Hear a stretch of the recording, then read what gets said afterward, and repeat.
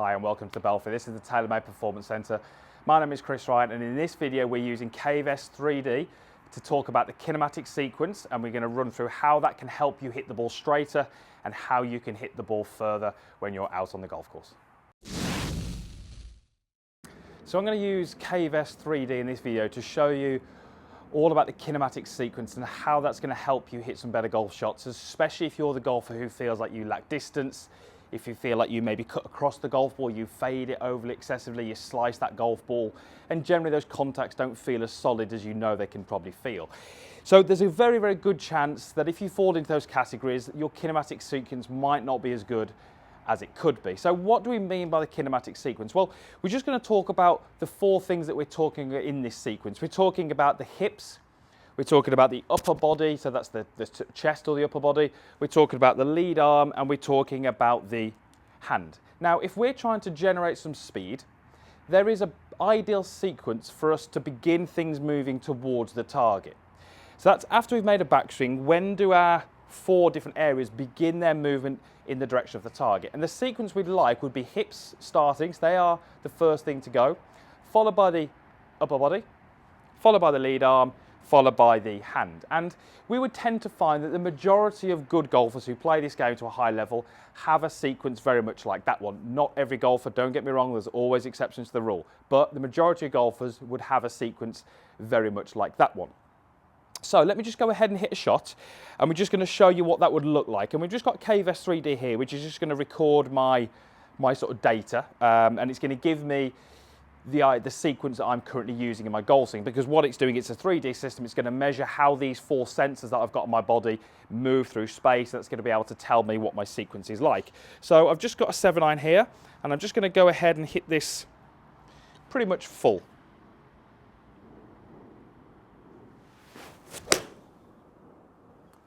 And I'd be pretty happy with that. It's a pretty good shot. It's gone right at my target, and that felt like a good swing. So if we take a look at my sequence there, and what you'll see is KVest very simply gives me a sequence. It gives me what my hips are doing, what my upper body's doing, my arm and my hand. And you can see that my sequence was hips number 1, upper body number 2, arm number 3, and hand number 4. You'll also notice that when those body parts hit their peak speed was also in a very, very good sequence, 1, 2, 3, 4. And that's what we'd like to see. And that's what we'd like to get most golfers into if we can. So let me do another golf swing. And what I'm actually going to try and do here is I'm going to try and make a golf swing where I feel like I move the golf club very much across to the left of my target. So maybe over at the left-hand side of the range here. And I'm going to try and hit a very, very big fade or a very big slice with my 7-iron. And we're going to see what happens to the sequence. So normal setup, I'm going to try and make this as big of a slice as I can.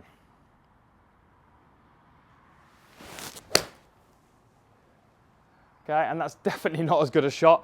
It started way left, it's curved right, it's landed probably some 15 yards away from my target on the right-hand side.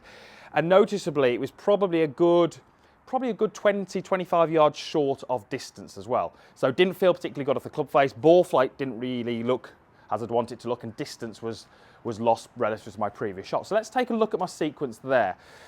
Okay, so you can see here that the sequence was nowhere near as good. Everything was out of sequence. I did start with my hips first, but after that, everything was a little bit different. My hands were out of time, and that certainly is what I felt in the golf swing. To me, without the KVest 3D, I would communicate that as it just felt a bit wrong. It felt a bit jerky. It didn't feel as smooth.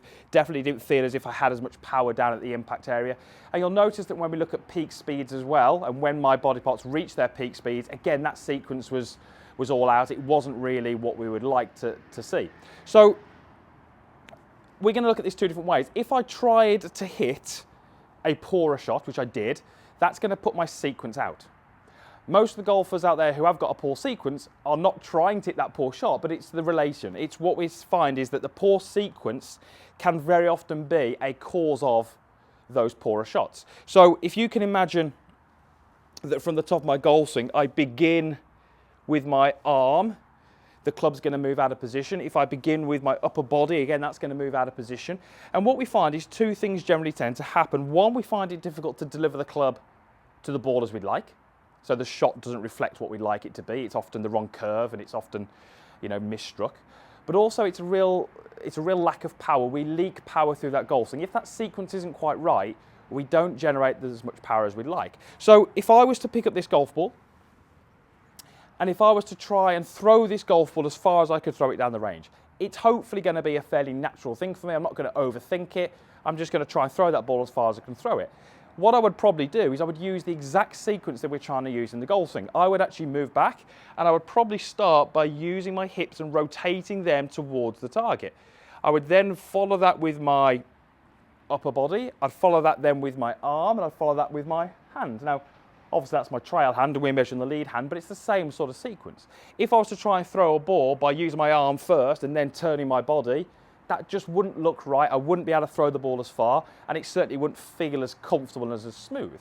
And that's really what we're trying to get in the golf swing. So with many golfers I see who struggle with the sequence, it's actually something that they would do quite naturally in other areas. If I ask them to throw the ball, and I've actually done this on KVest, I can see the sequence is a lot better.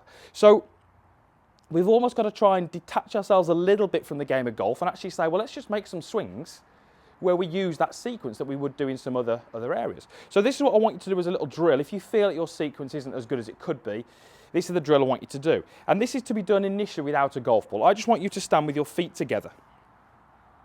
And all I want you to do is make a backswing, and as you're getting your lead arm about level with the ground, you're going to start and you're going to initiate your step across towards the target. That's going to start your lower body initiating. That's going to be our number one thing, our hips starting. What you're probably going to find is because you do that step early enough, when you step, your arm should still be traveling away from the target. So when your hips start, they're number one, the upper body will start as number two, but your arm is still technically probably moving away from the target. So this is definitely going to be 3 and definitely going to be 4. So this is a very, very good way to start off feeling what a good kinematic sequence would be. So let me go ahead and do that for you. So left arm is horizontal. I'm going to begin my step across. And what I'm really trying to feel here is get that sensation of being very, very smooth, being very, very rhythmical, and almost to feel like the energy is getting out into the club head right down where the golf ball is. And I can really start to sense that. If my sequence is poor, so you can see that my hips didn't start, my club started, that doesn't feel anywhere near as smooth, it doesn't feel anywhere near as powerful. And that little drill is going to give me some really good feedback as to what I'm doing in my sequence. Without any technology like KVest, that little exercise there really feels quite different. I could recognize the difference between what would be a good sequence and what would be a poor sequence just by doing that little exercise. So nothing to stop you doing that without the golf club at home. You can just stand there without the golf club and you can actually just make that movement and just practice getting this sequence happening. So certainly it's one of the things that we would tend to see as a big difference between the elite golfers and the golfers that struggle. The golfers that struggle, especially ones who slice the ball, often we see that as a poor sequence.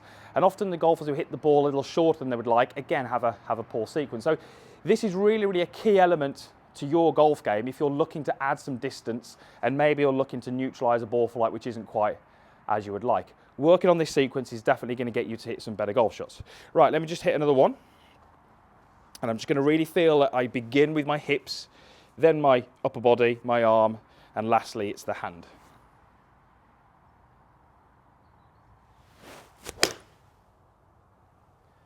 That one just stayed a touch right to target, but the strike felt pretty good. And I think the sequence would have been pretty good as well. So sequence, such an important part of playing good golf. If you can do that drill without a ball and you can get to the point where you feel comfortable with it, nothing wrong with introducing a ball and doing it with a ball. Just bear in mind that these are probably not going to be the best shots you've ever hit. The contact isn't going to be as good, the direction might not be as good, but the purpose is to try and work on some different moves. So let me have a go at that. I'm just going to start feet together behind the ball, and I'm going to make that little step drill and see if I can get my sequence timed up correctly. And that actually was a pretty good shot, pretty good strike, and it's gone pretty much at my target. A little bit slower than my full swing, but it helps me recognise what that good sequence is going to be. So, add some distance to your game, add some better direction by working on your kinematic sequence. We want the hips to be first, the upper body to be second, the lead arm to be third, the hand and the club to be last. And if you can do that, I think you'll hit the ball a little bit further, you'll hit it a little bit more solid, and that's going to help you lower some scores when you get out there and play. Thanks for watching. Hopefully that video is helpful for you. It's going to give you some ideas on what you might need to practice next time you get a chance. All the usual stuff is down below the video. That's the like button, there's a comments box, and there's a link to subscribe. If you're not a subscriber, I would urge you to do so. These videos are absolutely free. Subscription is free. You're just going to hopefully play some better golf with a little bit more knowledge and a little bit few drills that are going to help you swing the club a little better. Thanks again for watching, and we'll see you again next time.